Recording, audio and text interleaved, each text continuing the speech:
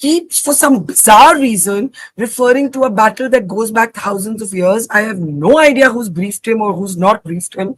How concerned should we be with Trump's bizarre comments?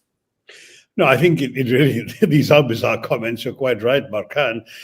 It's very clearly the product of somebody who either doesn't get briefed or doesn't absorb his briefings very well. There are American officials, even in this administration, who understand the situation far better.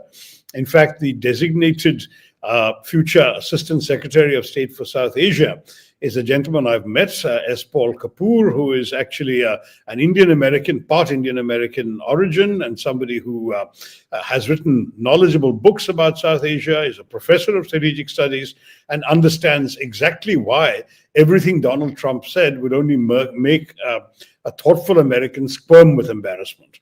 Number one, you do not give Pakistan credit after having allowed them essentially to trigger off an unnecessary conflict causing vast loss of life through a terrorist attack.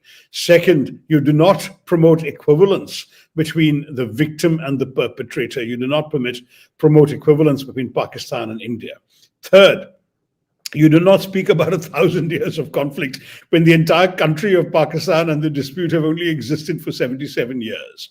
Fourth, you do not go around claiming credit for mediation when India has consistently rejected mediation, and there is no evidence whatsoever that any sort of formal mediation process was ever undertaken.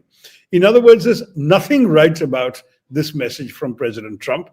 And it just shows me that either he just doesn't have enough appointees around him who can tell him what the implications are, or he just doesn't absorb what he's told. I mean, it's just, I think, frankly, anybody in a position of this kind of authority who conducts world affairs on social media cannot be taken seriously. And we certainly are not going to be allowing ourselves, I think, to be influenced by what he says on social media.